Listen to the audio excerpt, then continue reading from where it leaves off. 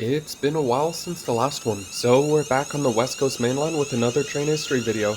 Wait, no, not this train. Cut to the... No, cut to the intro. Please be aware that fast trains come through this station regularly.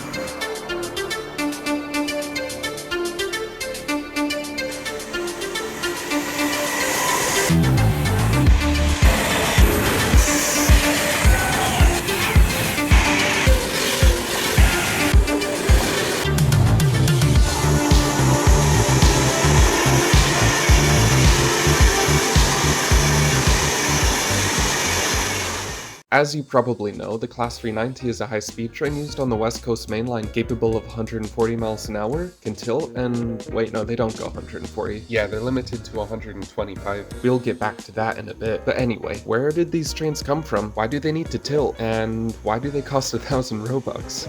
Okay, maybe I can't answer that last one, but the beginning of the Class 390 is back in 1997. However, the idea for this type of train is older, from around the mid-60s, when there was an issue. Trains were no longer the fastest way of getting places, due to the invention of the wide road and the now cheaper than ever metal tube with flammable liquid, and if something wasn't done, the railway was in trouble. Eventually, it was decided that trains needed to go faster, which seems kinda obvious, but in practice, not so simple. The West Coast Main Line was very curvy and hilly, and while not really a huge problem for the trains, this creates issues for the passengers. This was solved using tilting trains, which make it more comfortable for the passengers to go around curves, and therefore the trains can go faster. We'll get into the details of that in another video though.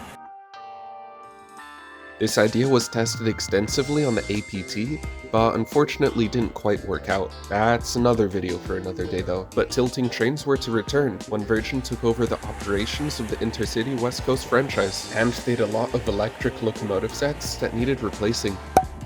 As they were really old and not ideal for this service, they eventually ordered tilting trains from Alstom, which became the Class 390 Pendolino. Originally, 54 9-car trains were ordered, but 31 of them were lengthened to 11 cars later on. They first entered service in 2001, and as we said at the start, they were designed to run at 140 miles an hour, but the infrastructure changes to allow this, including the signals, had just gotten too expensive, and we needed to stop this from happening.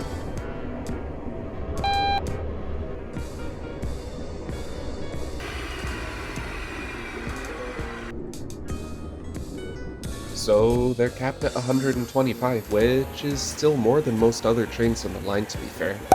And unlike the previous loco hold sets, the 390 has 12 separate traction motors throughout the train, making them more energy efficient, more powerful, and lighter. These trains slowly began entering service across the West Coast Main Line, first running from Manchester to Birmingham, later London Euston, and a little more later Liverpool, Wolverhampton, and Preston, and soon going even further to Glasgow. And finally with that, all the locomotives were gone. The 390s also did actually used to run from Crewe to Holyhead, which you might have realized is an unelectrified line, which meant that they got dragged by Class 57s. Weird. This didn't last too long though until the Voyagers arrived. I usually don't mention accidents, but this one led to an interesting train. In February 2007, faulty points caused a 390 to derail and eventually be written off. To replace this, Virgin Trains leased a Class 90 set with a DVT, painted exactly like the Pendolinos, and nicknamed the Pretendolino.